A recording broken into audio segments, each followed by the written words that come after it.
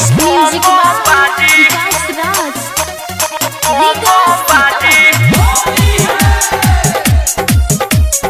होली में पायल लगा के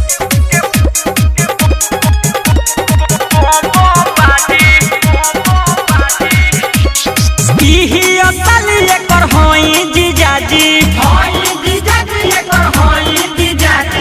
इही असली एकर होई जीजाजी इहो बिया राजी हम बनी राजी तो होली में पियो रखी के बम बम बाजी तो होली में पायल लगा के बम बम बाजी बम बम बाजी बम बम बाजी। Ambe recording studio Delhi presented by Ragini music. आपस के बात बाई केहू नहीं बोली खींचा तानी में भोल फाट जाई चोली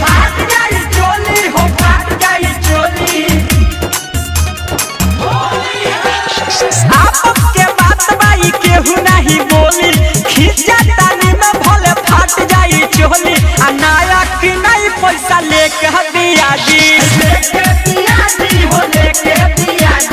होली में पायल लगा के बम बम बाजी बम बम बाजी बम बम बाजी होली में पायल लगा के बम बम फेंकी पिचकारी तो आइए करो मजा लगई है पटक के आजू बुले तो राजा